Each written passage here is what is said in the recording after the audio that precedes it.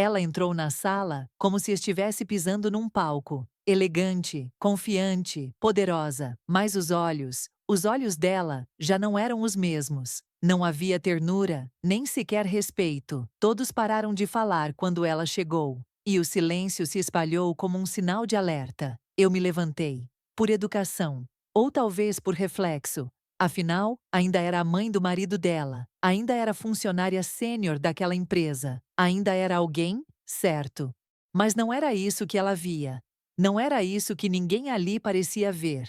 Quando ela olhou para mim, não havia afeto, nenhuma sombra da jovem que eu acolhi com tanto carinho anos atrás, quando chegou em nossa casa cheia de sonhos. Naquele olhar, só existia frieza e decisão. Uma decisão já tomada. Foi ali que percebi. Ela não viera para conversar, viera para me derrubar.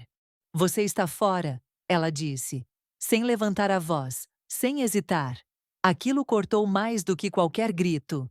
Não houve explicação, não houve oportunidade para me defender. Ela apenas jogou a sentença no ar, diante de todos os meus colegas.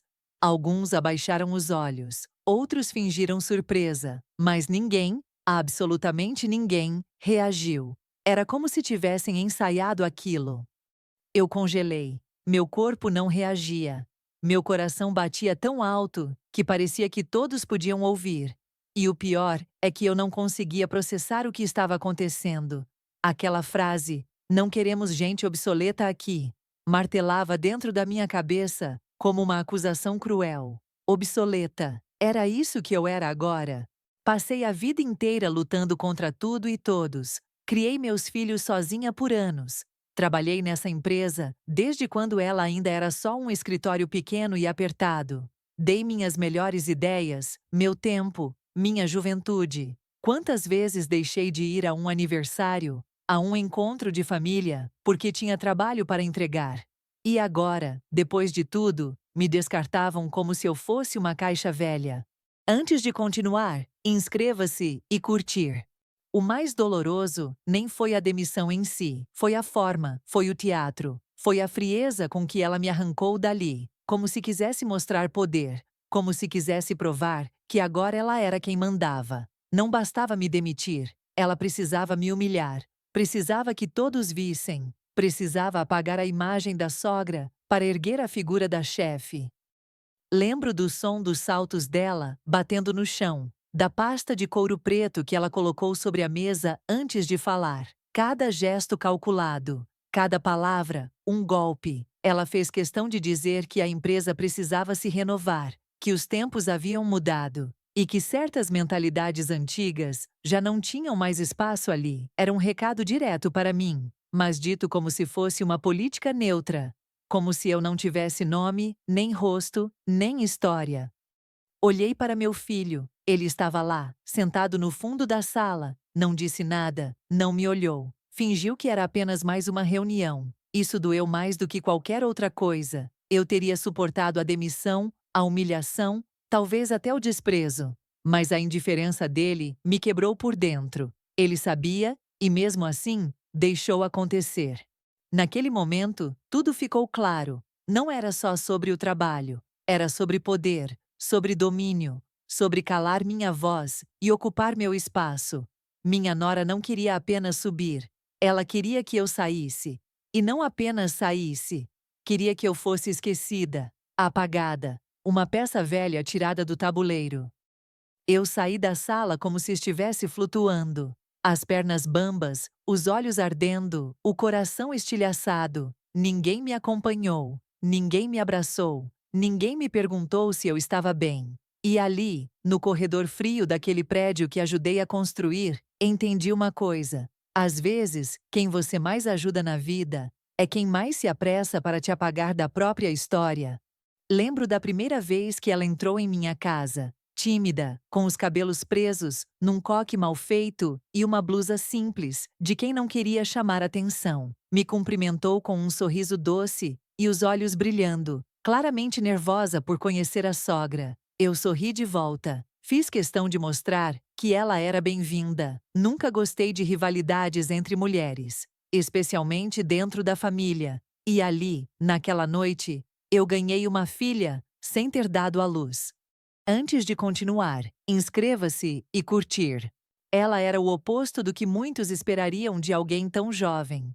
Não tinha pressa, nem arrogância. Me ouvia, me perguntava sobre receitas, sobre como cuidar das plantas, sobre histórias da juventude do meu filho. Dizia que admirava a mulher forte que eu era, que queria aprender comigo, e eu, tão carente de afeto depois de anos viúva e sozinha, abri meu coração, abri a porta da minha vida para ela. Eu a ensinei a fazer o pudim que meu filho tanto amava. Ríamos juntas na cozinha quando ela errava o ponto do caramelo. Eu a ajudava a costurar bainhas, a organizar contas, a lidar com as pressões da vida adulta. Nunca vi maldade em seus gestos. Pelo contrário, ela me olhava com uma mistura de curiosidade e carinho. Aquilo me dava esperança de que, apesar de tudo, eu teria finalmente uma nora que me enxergava como alguém importante.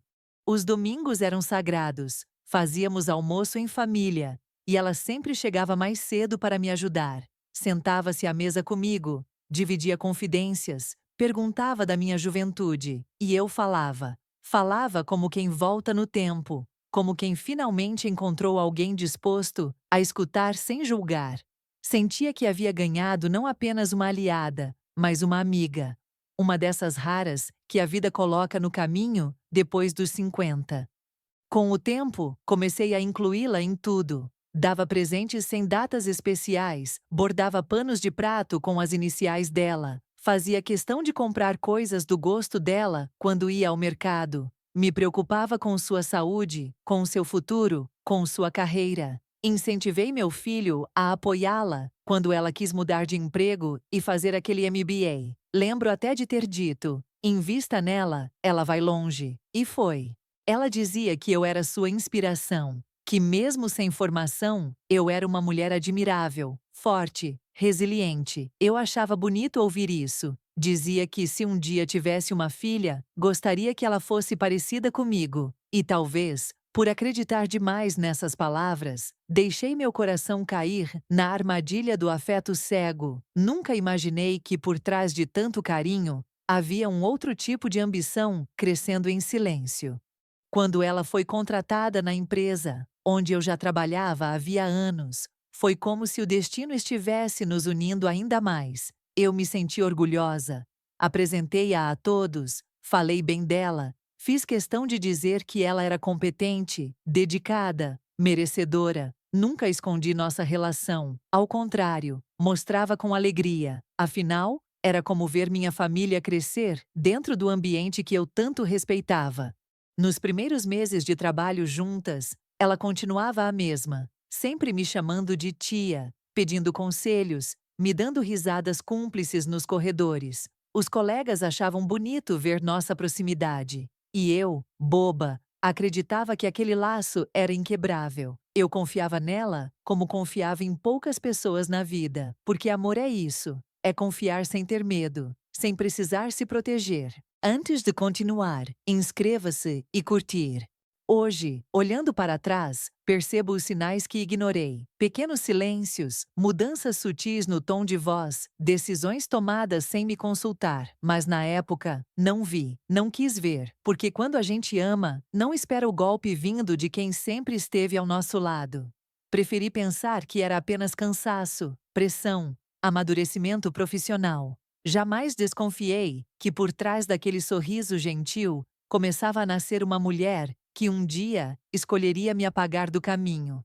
E o mais triste é que tudo o que eu dei a ela foi de coração, sem interesse, sem segundas intenções. Eu queria, genuinamente, que ela fosse feliz, que se sentisse parte da família, que sentisse que podia contar comigo, como se eu fosse sua própria mãe.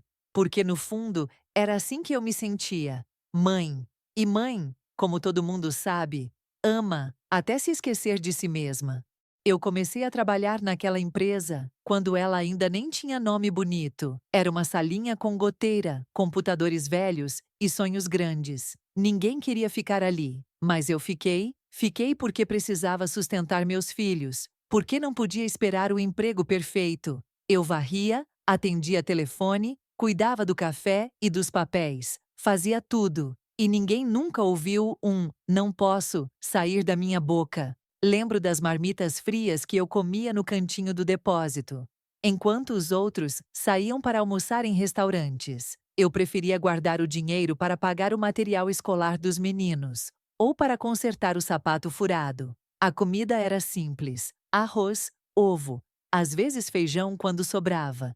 Mas eu comia com a cabeça erguida, porque era honesto. Era o que eu podia dar, e era com amor. Muitas vezes, levei trabalho para casa, ficava até tarde preenchendo planilhas, revisando relatórios, organizando arquivos. Fazia isso depois de colocar os filhos na cama, depois de recolher a roupa do varal, depois de arrumar a cozinha. Era como ter dois empregos, o da empresa e o de ser mãe. Mas nunca reclamei, porque para mim, o trabalho era uma extensão do que eu era. Alguém que cuida, que organiza, que faz com zelo. Teve um inverno especialmente difícil. O salário atrasou 2 meses. Muitos colegas saíram, buscaram coisa melhor, mas eu fiquei. Fiquei porque acreditava no projeto, porque tinha fé de que aquele lugar ia crescer. E cresceu. E eu vi com os próprios olhos. Vi a empresa trocar de sede, contratar mais gente, comprar móveis novos. E pensei: valeu a pena. Meu suor construiu isso aqui. Os meus filhos cresceram me vendo sair cedo e voltar tarde, me vendo cansada, mas presente. Nunca faltou comida na mesa, nunca deixei uma febre sem cuidado, uma lição de casa sem revisar. Eles sabiam que a mãe deles estava sempre lá, mesmo quando parecia não estar, e se orgulhavam. Diziam que eu era guerreira. Eu acreditava que estava construindo não só um futuro para mim, mas para eles também. Não foram poucas as vezes que eu deixei de ir a um evento escolar porque tinha reunião urgente, ou que faltei a aniversários porque precisava entregar um relatório. E doía, claro que doía, mas eu achava que era só uma fase, que um dia o reconhecimento viria, que todo aquele esforço seria lembrado, que aquele lugar, de alguma forma, seria meu também, não em título, mas em gratidão. Antes de continuar, inscreva-se e curtir. Nunca pedi aumento. Nunca bati na porta da diretoria, exigindo reconhecimento. Eu esperava que as pessoas enxergassem, que entendessem o valor de quem sempre esteve ali, mesmo nas piores fases, de quem dizia sim quando ninguém mais queria dizer nada. Eu confiava que o tempo seria justo comigo, que minha entrega não passaria despercebida. Quando a minha nora entrou na empresa, eu me orgulhei de apresentar para ela tudo aquilo que eu tinha ajudado a construir. Mostrei cada setor, contei cada história, como se estivesse mostrando minha própria casa. Eu dizia: isso aqui é nossa segunda família. E acreditava que os laços construídos, com esforço e lealdade, não se quebravam com cargos, com promoções, com títulos. O mais cruel de tudo foi perceber que, para ela, meu tempo de contribuição já tinha expirado.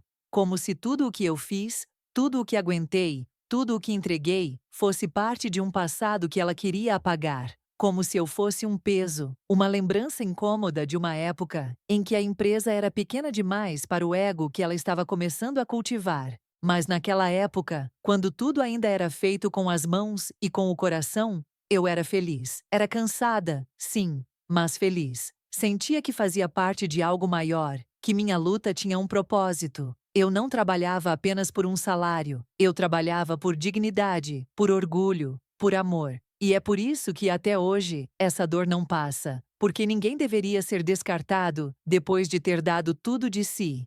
Ela chegou com um currículo enxuto, mas com brilho nos olhos. Estava disposta a aprender, a ouvir, a crescer. Eu a apresentei a todos, com orgulho no peito, dizendo: essa é minha nora, uma mulher inteligente e cheia de garra. E era mesmo. Desde o início, mostrou que não estava ali para brincadeira. Chegava cedo, tomava nota de tudo, fazia perguntas. Tinha uma sede de aprender que contagiava. Eu acompanhava tudo de perto, dava dicas, mostrava caminhos, explicava o funcionamento dos bastidores. Era como uma mentora informal. Não por obrigação, mas por afeto. Queria vê-la brilhar. Era impossível não admirá-la. Ela tinha postura, iniciativa, Boa comunicação, sabia se posicionar, mas também sabia ouvir. Ganhou a simpatia dos colegas, o respeito dos superiores, e o meu carinho só aumentava. Cada promoção que ela recebia, eu comemorava como se fosse minha. Lembro de quando ela virou coordenadora de projetos. Levei bolo para a sala de descanso e fiz questão de escrever um bilhete à mão. Estou muito orgulhosa de você. Ela me abraçou, com os olhos marejados. Naquele momento, me senti parte de algo bonito. Uma equipe, uma família, uma construção coletiva. Achava que estávamos juntas, lado a lado. Com o tempo, ela passou a liderar reuniões, a tomar decisões importantes. Começou a ter voz nas grandes pautas da diretoria, e eu a via lá, sentada entre homens engravatados, falando com firmeza, defendendo ideias. Dava um aperto no coração, daqueles bons, de ver como ela crescia. Era como ver uma filha ocupando o mundo, e eu pensava: ela vai longe, e vai levar todos nós com ela. Lembro de uma noite em que ficamos sozinhas na copa, depois de um dia puxado. Ela estava exausta, mas sorria. Disse: "A senhora não imagina o quanto eu aprendo só de observar a forma como trabalha." Meu coração se encheu de ternura. Aquele reconhecimento simples valia mais do que qualquer bônus. Era gratidão. E naquela hora, tive certeza de que estávamos do mesmo lado. Antes de continuar, inscreva-se e curtir. Ela começou a ser notada fora da empresa também. Foi chamada para eventos, palestras, cursos executivos, tinha brilho próprio, e eu fazia questão de falar dela, com orgulho por onde passava. Ela é minha nora, eu dizia. Trabalha comigo, vai ser uma líder extraordinária. Meus colegas comentavam. Você tem sorte, ela é boa mesmo. E eu sorria, satisfeita, como quem vê uma semente germinando. Mas à medida que ela subia, comecei a notar pequenas mudanças. Ela já não me procurava tanto, parou de sentar ao meu lado nas reuniões. As conversas antes espontâneas viraram contatos rápidos, quase protocolares. Pensei que fosse a correria, o peso das responsabilidades. Não julguei. Achei natural que, ao crescer, ela precisasse se concentrar em novas prioridades. Eu apenas continuei ali, firme, torcendo em silêncio.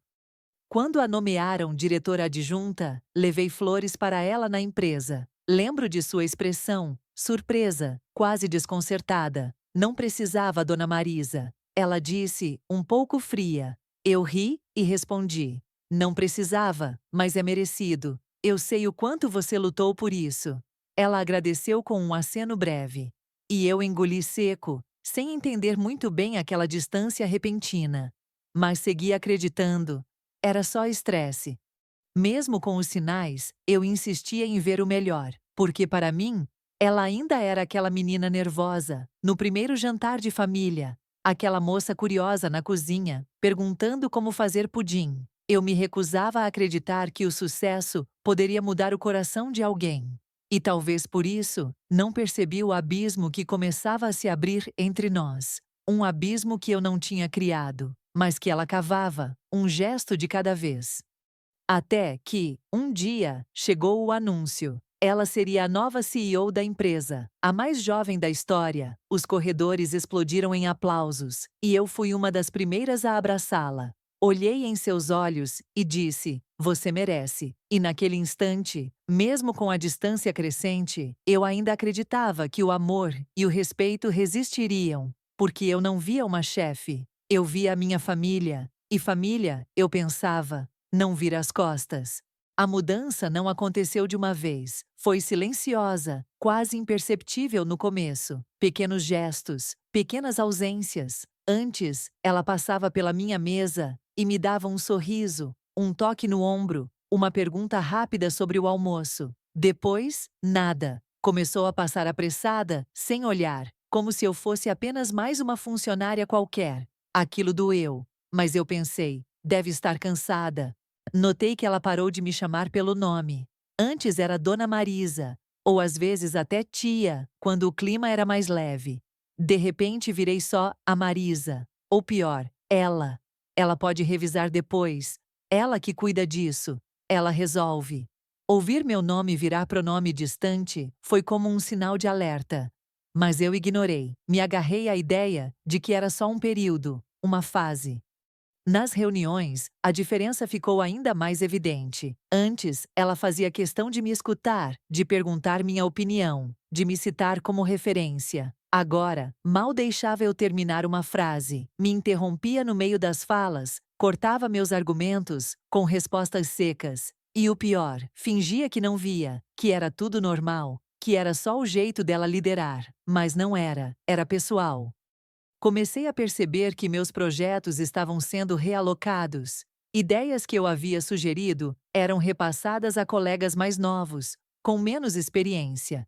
Quando questionei discretamente, ela sorriu e disse: "É uma nova fase, precisamos renovar a energia da equipe." Aquilo me cortou. Porque eu sabia o que estava implícito. Renovar, nesse caso, significava remover.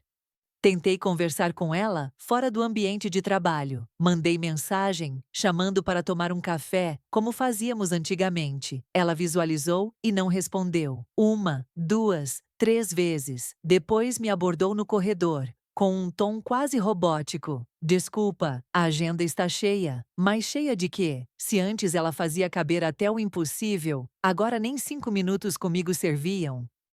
Em casa, meu filho não comentava nada. Quando eu trazia o assunto, ele desviava, dizia que não queria misturar família com trabalho.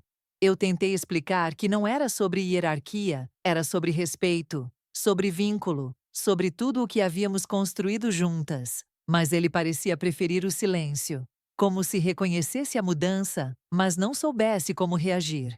Ou pior, como se tivesse escolhido o lado dela. Antes de continuar, inscreva-se e curtir. Comecei a duvidar de mim. Será que eu estava exagerando? Será que o problema era meu? Que eu não sabia lidar com a liderança dela? Mas toda vez que tentava me convencer disso, algo dentro de mim gritava: não. Eu sempre fui respeitada ali, sempre fui ouvida, sempre tive meu espaço. E agora, de repente, eu era o estorvo, o incômodo, o peso. E a responsável por esse novo clima era justamente quem eu mais ajudei.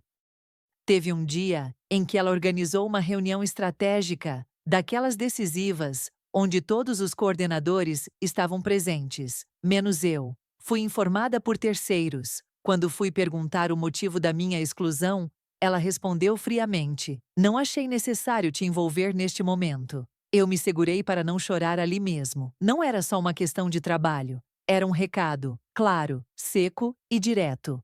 Mesmo assim, continuei indo trabalhar todos os dias com a cabeça erguida, fazendo minhas tarefas com capricho, chegando cedo, saindo tarde, fingindo que não doía, porque dentro de mim ainda existia uma esperança infantil de que ela voltaria, que ia perceber o quanto estava sendo dura, que era só um momento de pressão e que a mulher doce que conheci voltaria a me enxergar como antes.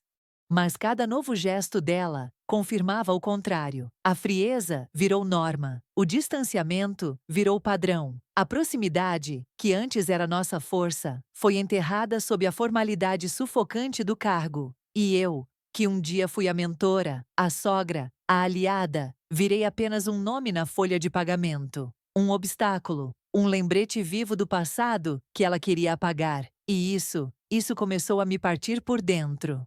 Naquela manhã, tudo parecia normal. O som do relógio, o café coado no pano, minha bolsa velha arrumada como sempre. Mas algo em mim estava inquieto. Senti um aperto no estômago, uma angústia que não sabia explicar. Quando cheguei na empresa, havia um burburinho diferente nos corredores, gente indo e vindo com pastas na mão, olhares desviando quando eu passava. Foi só ao checar meus e-mails que vi: convocação para reunião geral. Urgente.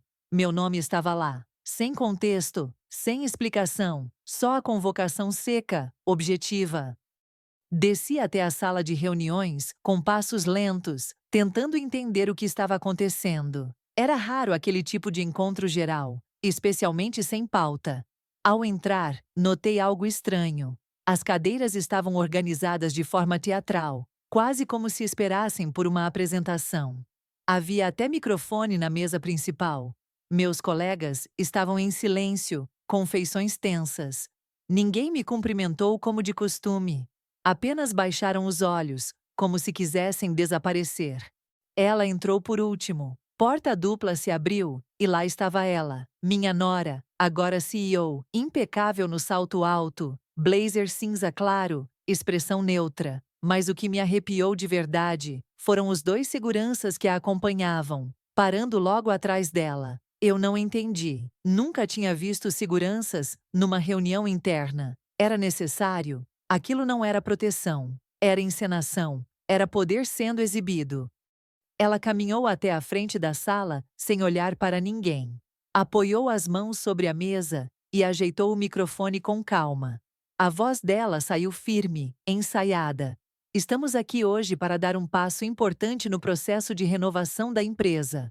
Usou palavras bonitas, estratégia, inovação, futuro. E então, sem alterar o tom, sem demonstrar qualquer emoção, disse: algumas mudanças serão necessárias, e com pesar, anuncio o desligamento de Marisa Silva. Sua jornada conosco termina hoje. Eu congelei. Por um segundo, achei que tinha escutado errado. Que talvez ela estivesse falando de outra pessoa. Mas então, ela me olhou. Direto nos olhos, sem piscar, sem hesitar. Você está demitida. Assim mesmo.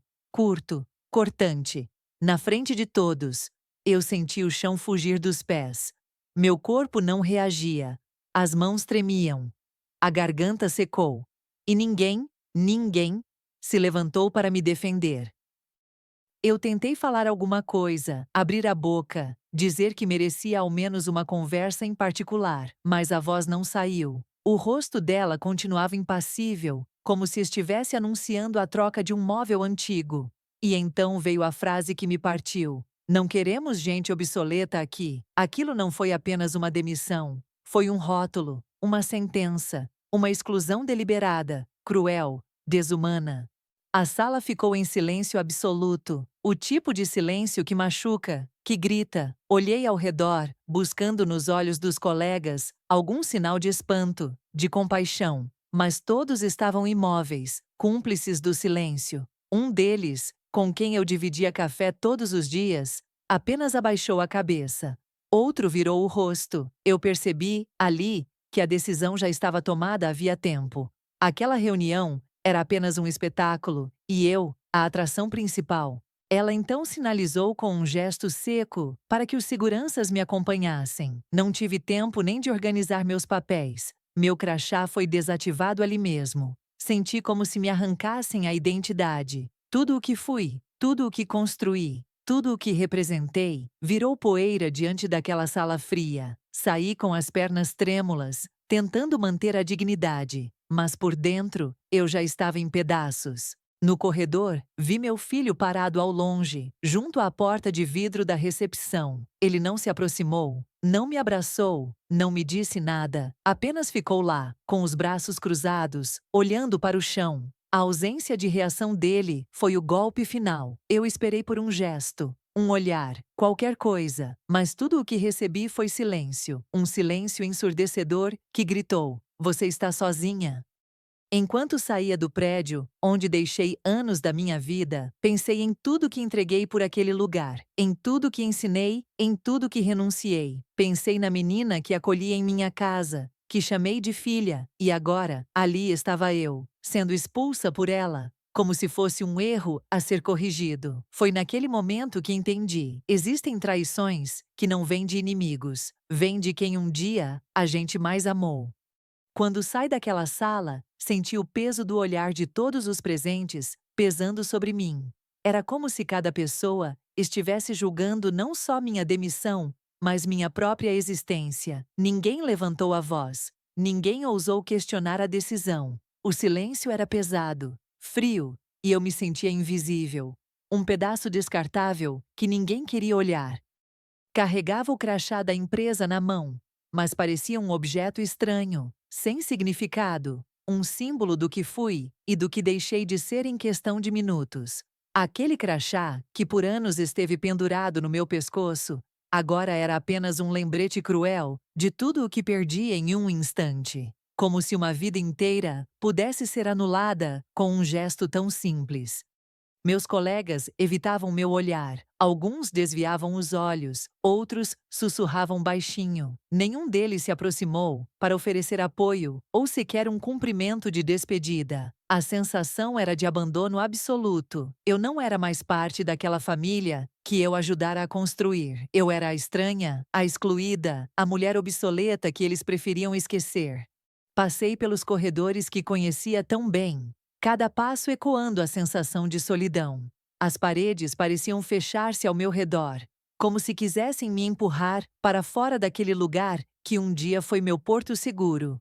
O que antes era rotina, agora se transformava em uma dor lancinante, uma ferida aberta que ninguém queria enxergar. Naquele momento, a vergonha me dominou. Não era só pela demissão pública, mas pelo modo como fui descartada diante de todos. A humilhação era profunda, cortante. Sentia que a minha dignidade havia sido pisoteada. E o pior era perceber que ninguém se importava, que tudo aquilo tinha sido naturalizado, aceito como se fosse algo comum, sem consequências. Antes de continuar, inscreva-se e curtir. Tentei segurar as lágrimas, mas elas vieram silenciosas, quentes, caindo no rosto sem controle. Aquele choro não era só de tristeza, era de frustração, de raiva contida, de um amor traído. Foi como se todas as batalhas, todos os sacrifícios, todas as noites mal dormidas fossem apagados por uma frase cruel e fria, uma sentença que definiu meu destino naquele dia. Olhei para o rosto das pessoas ao meu redor e só vi indiferença. Era como se eu fosse uma página rasgada de um livro que eles preferiam não ler mais. Aquela rejeição pública não só destruiu meu emprego, mas também abalou minha autoestima, meu senso de pertencimento. E o silêncio deles falava mais alto do que qualquer palavra. O crachá na minha mão parecia pesar toneladas. Era a prova concreta de que minha história ali havia acabado. Aquele objeto simples guardava o simbolismo de uma vida inteira, dedicada a uma causa, uma empresa, uma família que agora me virava as costas. Eu estava perdida, sem rumo, sem saber para onde ir ou o que fazer depois daquele momento. Saí do prédio devagar, tentando juntar os pedaços do meu coração partido. Cada passo era um lembrete da minha vulnerabilidade, da minha solidão. O mundo lá fora parecia tão distante daquele lugar frio e impiedoso. E eu só queria entender como alguém que eu amava tanto pôde me fazer aquilo. Como a mulher que eu criei e apoiei virou a pessoa que me humilhou. Aquela rejeição pública não foi apenas um evento. Foi uma ferida aberta que eu carregaria comigo para sempre. Uma marca profunda na minha alma. E naquele momento, eu soube que minha vida jamais seria a mesma. Que a dor daquele dia seria o ponto de partida para uma jornada de luta, de superação e de reconstrução. Porque apesar de tudo, eu ainda tinha que seguir em frente. Voltei para casa com o corpo pesado e a alma ainda mais. Aquele silêncio da família era o mais doloroso de todos. Entrei pela porta e tentei buscar nos rostos, que sempre foram meu porto seguro, algum sinal de acolhimento. Mas não encontrei nada. Era como se eu tivesse me tornado invisível dentro do lugar onde mais esperava ser vista. Meu filho estava lá, sentado no sofá, com o olhar perdido na televisão. Mas eu sabia que ele fingia não me enxergar de verdade. Não houve abraço, nem palavra de conforto, nem sequer uma pergunta simples, que qualquer mãe, em qualquer dor, mereceria ouvir. Mãe, você está bem? O silêncio dele falou mais alto que qualquer discurso. Tentava puxar assunto, falava de coisas banais para quebrar o gelo, mas tudo voltava para o vazio. A palavra demissão parecia proibida naquela casa. Ninguém falava sobre isso, como se mencionar o ocorrido fosse trazer uma sombra que preferiam evitar a qualquer custo. E eu me sentia cada vez mais só, mais distante do que jamais imaginei.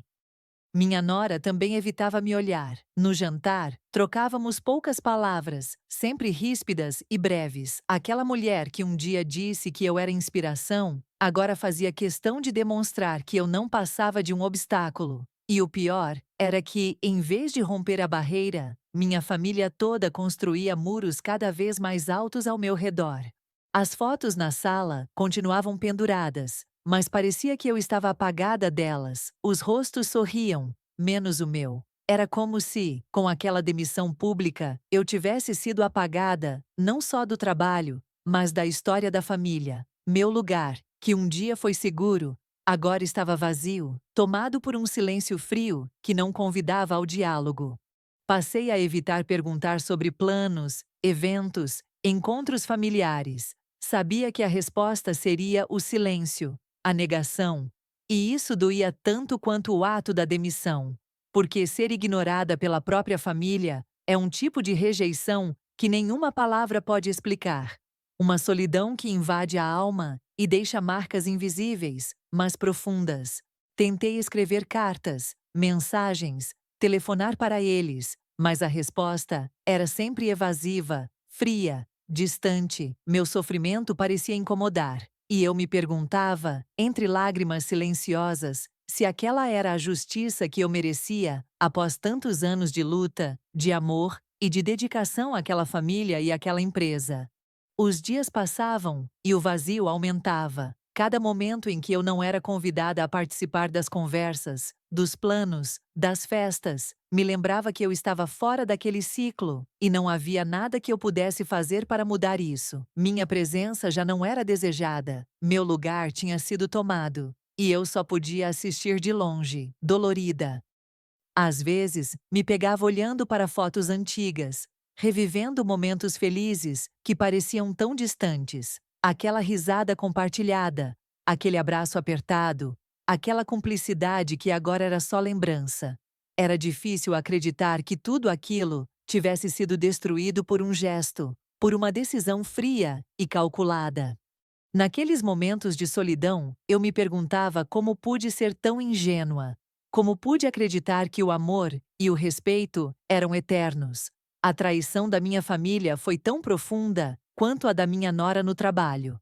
E eu me vi perdida, não só profissionalmente, mas no meu próprio lar, sem saber a quem recorrer. A dor de ser excluída daquilo que mais amava começou a corroer cada pedaço do meu coração.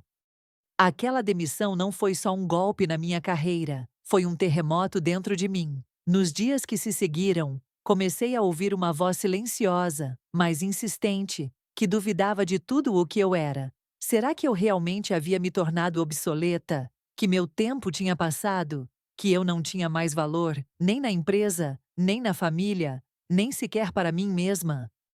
Passei noites em claro, olhando para o teto escuro, tentando entender onde tinha errado. Será que eu não acompanhei as mudanças? Será que minha experiência era só um peso, um fardo para quem precisava de agilidade e inovação? A dúvida me corroía por dentro, e o silêncio da minha família só amplificava essa sensação de vazio. Me olhava no espelho e via uma mulher cansada, marcada pelo tempo e pela luta. As rugas, que antes me orgulhavam, como sinais de resistência, agora pareciam marcas de derrota. A autoestima despencava a cada dia, enquanto a sensação de inutilidade se instalava silenciosamente no meu coração, como se eu fosse um objeto velho, descartável, sem mais utilidade. Tentei me convencer de que ainda tinha muito a oferecer, que meu valor não estava apenas no que eu fiz no passado, mas no que eu ainda podia construir. Mas a insegurança era mais forte. As palavras da minha nora ecoavam na minha mente: gente obsoleta. Era uma sentença que eu não podia apagar, que me acompanhava a cada passo, em cada silêncio. A solidão começou a pesar. Sem ninguém para compartilhar essa dor, comecei a internalizar tudo. O sofrimento virou uma ferida invisível, um peso que carregava sozinha. Aquele sentimento de abandono não era só externo, era também uma batalha dentro de mim, onde eu lutava para não me perder entre o que fui e o que temia não ser mais. Havia momentos em que a tristeza era tão profunda que parecia engolir tudo. A vontade era de desistir, de me esconder do mundo, de me apagar. Eu me perguntava se ainda havia um lugar para mim naquele mundo que parecia seguir sem mim. Se ainda podia ser mãe, avó, amiga, profissional, mulher, se ainda podia me reencontrar. Por vezes, me flagrei relembrando momentos bons, tentando resgatar a confiança perdida. Recordava os elogios, os abraços, os pequenos gestos de carinho que um dia me fizeram acreditar que era valorizada. Essas memórias eram o que restava para segurar a mim mesma antes que o desespero tomasse conta. Mas a autocrítica era impiedosa. Me culpava por não ter sido mais forte, por não ter percebido os sinais antes, por não ter lutado mais. Me sentia responsável por não conseguir segurar aquele vínculo que se desfez. A sensação de fracasso me consumia, enquanto eu buscava, em vão, explicações para tanta dor. Apesar de tudo, havia uma fagulha, uma pequena luz no fundo do túnel, um desejo silencioso de resistir, de provar que ainda podia ser relevante, de mostrar para mim mesma e para quem duvidou que o valor de uma pessoa não se mede apenas pelo cargo que ocupa ou pelo reconhecimento externo, que a dignidade mora na persistência.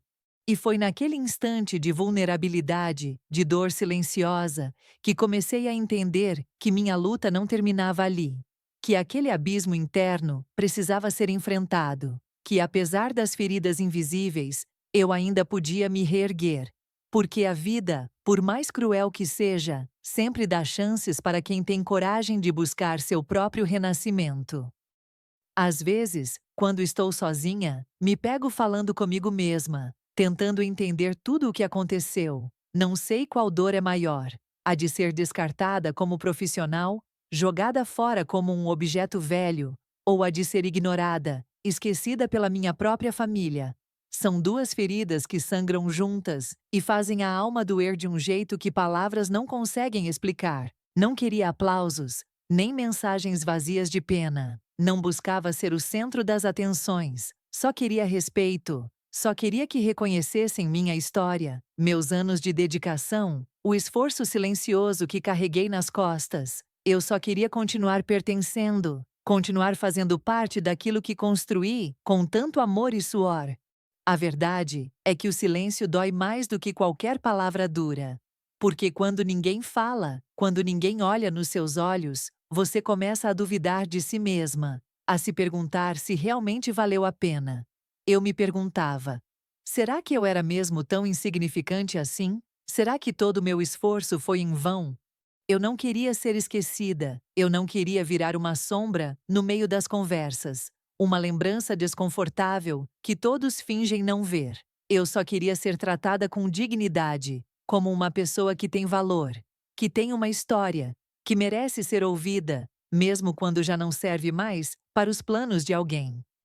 Não escondo que houve momentos em que chorei baixinho, para ninguém ver. Chorei pelo amor que se perdeu, pela família que se desfez, pelos laços que foram quebrados sem explicação. Chorei pela minha própria vulnerabilidade, pela sensação de estar sozinha, mesmo rodeada de gente. Às vezes, me sinto como uma árvore que foi arrancada do chão, cujas raízes foram cortadas, sem chão, sem apoio, sem força para resistir ao vento. Mas dentro de mim, ainda pulsa uma esperança tímida, um desejo de reencontrar o caminho, de me reconstruir, pedaço por pedaço, com a força que ainda tenho.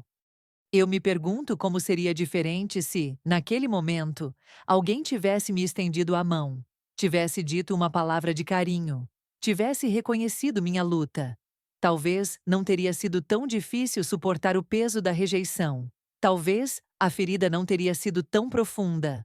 Mas mesmo sem aplausos, sem palavras, sem abraços, eu sei que não posso desistir, porque a vida continua, e eu preciso continuar também. Preciso encontrar um novo sentido, uma nova maneira de ser vista e respeitada, não só pelos outros, mas por mim mesma. Esse desabafo que faço agora é para mim, mas também para quem já se sentiu esquecido, rejeitado ou invisível. Para quem, como eu, sabe o que é carregar uma dor silenciosa, que ninguém vê, mas que queima por dentro. Quero dizer, você não está sozinho. E há força na nossa vulnerabilidade. Por fim, eu só quero que entendam que não se trata de orgulho ferido, nem de ego machucado. É sobre ser humano, sobre querer pertencer, sobre desejar que o amor e o respeito sejam maiores do que qualquer título, cargo ou posição. Porque no final das contas, somos todos feitos de histórias, de sentimentos, de conexões que não podem ser quebradas assim, com um simples gesto. Depois de tanta dor e silêncio, eu precisei encontrar um caminho para voltar a me sentir viva. Não foi fácil. Chorei muito. Me permiti sentir a tristeza, a raiva, a sensação de perda. Mas no fundo, sabia que não podia me deixar afundar naquele mar de desesperança. Eu precisava me levantar, mesmo que fosse devagar, passo a passo. Foi assim que comecei a fazer pães, algo simples, mas que me trouxe um sentido novo. Naquele pequeno gesto, na massa que eu sovava com minhas próprias mãos, encontrei um refúgio. O cheiro do pão assando no forno era como um abraço quente, um lembrete de que a vida podia ser doce, mesmo depois da tempestade. Levar os pães para vender na vizinhança foi mais do que um trabalho. Foi uma forma de reconexão. As pessoas me recebiam com sorrisos, com palavras de incentivo, com aquele calor humano que eu sentia falta. Pela primeira vez em muito tempo, senti que eu ainda tinha valor, que podia contribuir, que era útil. Cada pão vendido era uma pequena vitória, um passo rumo à minha dignidade recuperada. Não importava se não era em um escritório elegante ou em uma sala de reuniões. O que importava era a sensação de pertencer, de ser reconhecida pelo que eu era, uma mulher forte, capaz, que não se deixava abater.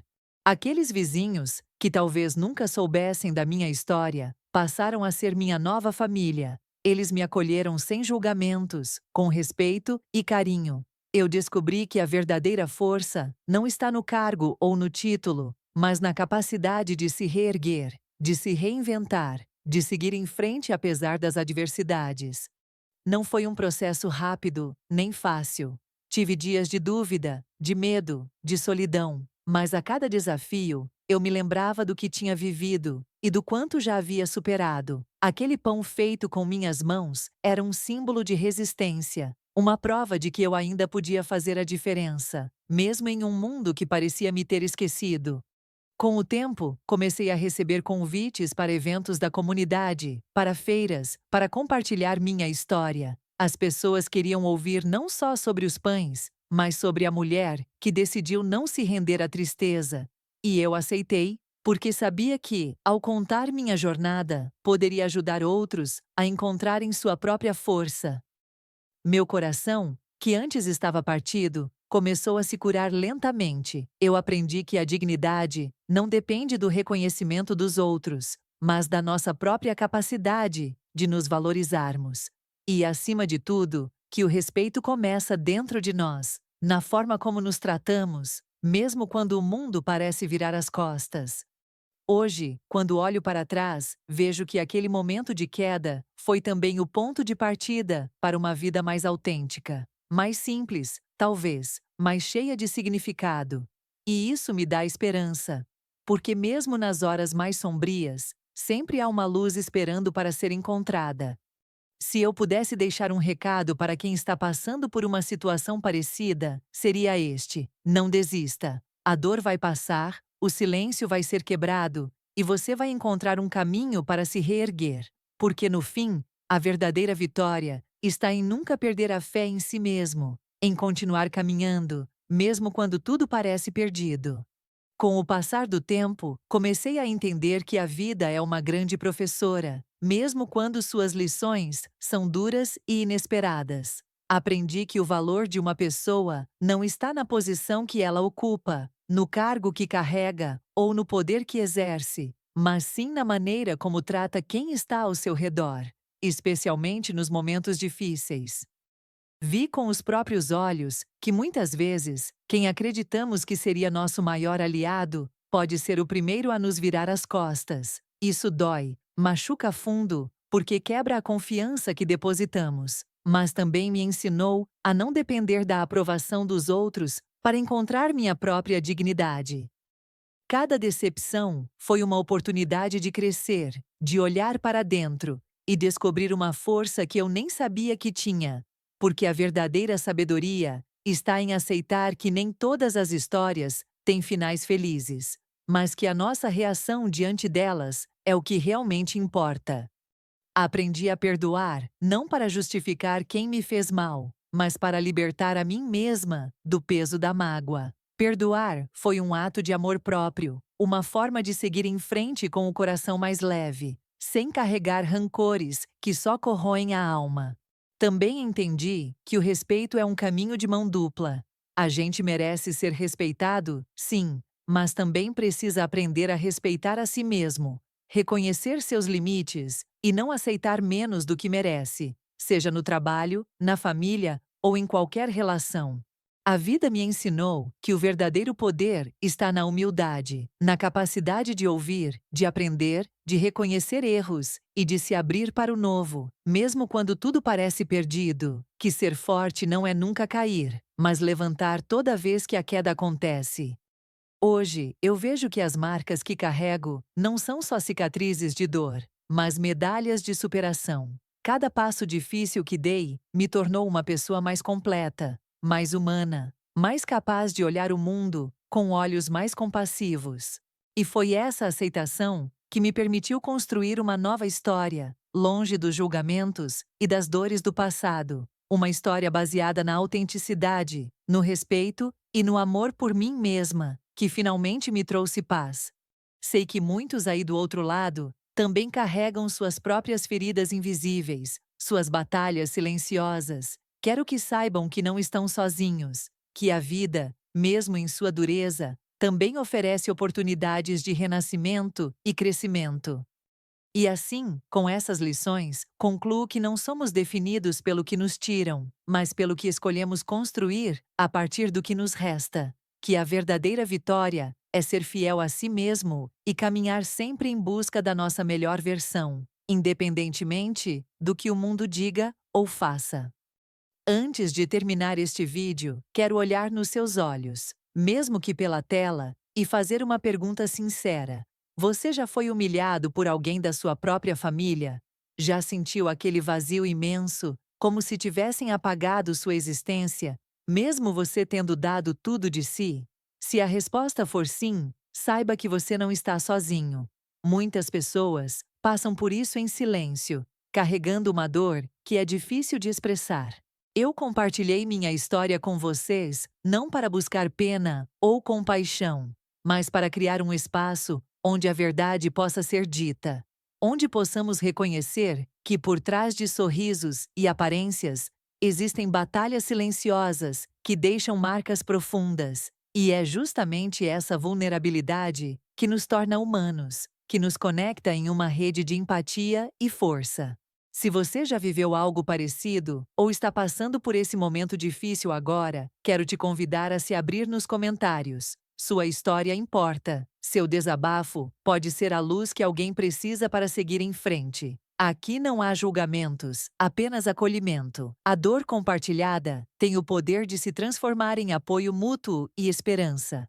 Falar sobre nossos traumas familiares não é fácil. Muitas vezes sentimos vergonha, medo ou até culpa, mas lembrar que ninguém está imune a essas experiências nos fortalece. É um passo importante para romper o ciclo do silêncio e da solidão que tantas vezes nos aprisiona. Quero que saiba que sua voz é poderosa, que seus sentimentos são válidos, que você merece respeito e amor, mesmo quando a família parece virar as costas, e que juntos podemos construir um lugar onde ninguém precise mais se sentir invisível ou descartado.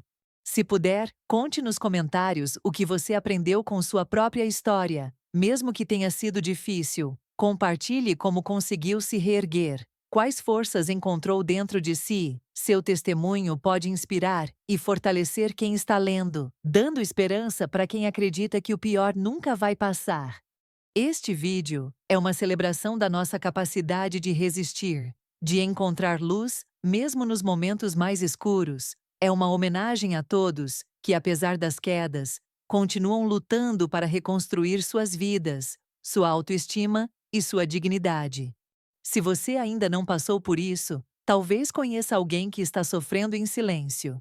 Se sentir que pode ajudar, deixe uma palavra de apoio nos comentários. Às vezes, um simples "estou aqui" pode ser o que alguém precisa para saber que não está sozinho nessa caminhada. Agradeço do fundo do meu coração por ter assistido até aqui, por ter tido coragem de enfrentar comigo essa história dolorosa, mas cheia de ensinamentos e esperança. Que essa jornada sirva para nos lembrar que, mesmo quando nos sentimos quebrados, ainda somos inteiros na nossa humanidade. Por fim, convido você a se inscrever no canal, compartilhar este vídeo e fazer parte desta comunidade de apoio e empatia. Juntos, somos mais fortes. Juntos, podemos transformar a dor em força e criar um mundo onde o respeito e o amor prevaleçam, sempre. Obrigada por estar aqui comigo. Até o próximo vídeo. Depois do golpe devastador que sofreu, parecia que tudo estava perdido. A rejeição pública, o silêncio cortante da família, a sensação de invisibilidade, tudo isso ameaçava esmagar seu espírito. Mas dentro dela, algo insistia em não se apagar. Uma fagulha de esperança e coragem que começava a se transformar numa força silenciosa.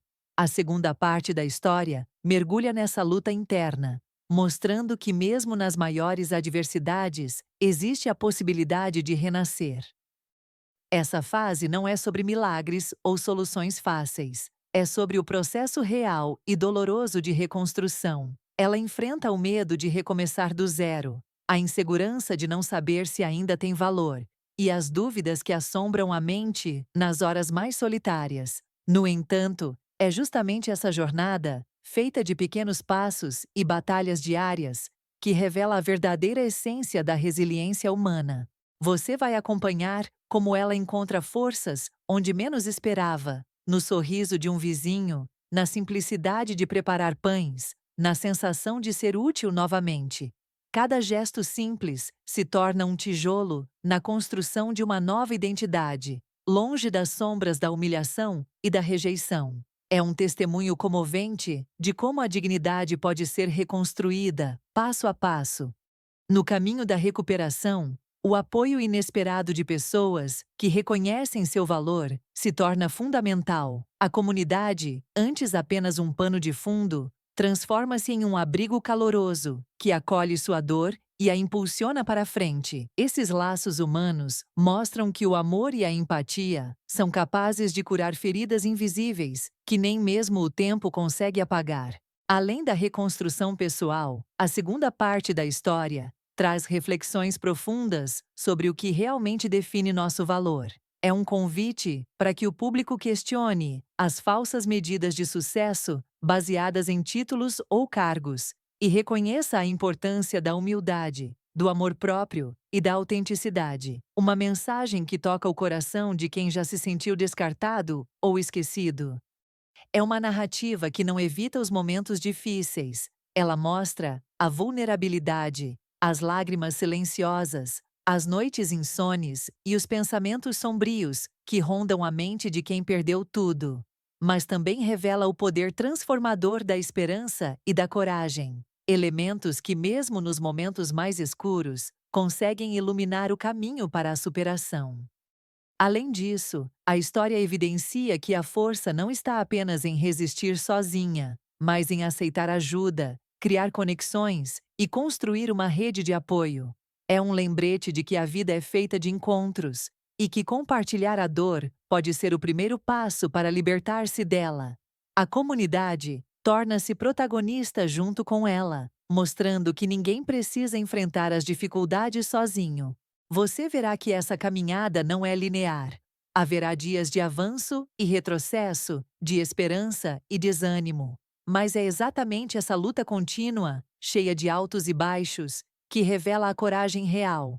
Uma coragem silenciosa, que não precisa de holofotes para ser grandiosa, mas que merece ser celebrada por sua força genuína e persistente. A segunda parte da história também traz a possibilidade de reconciliação consigo mesma. Um processo de aceitação, onde ela aprende a perdoar as falhas dos outros, mas principalmente a se perdoar pelos momentos de fraqueza. Essa aceitação é fundamental para que possa seguir em frente com leveza no coração, abrindo espaço para novas oportunidades e sonhos.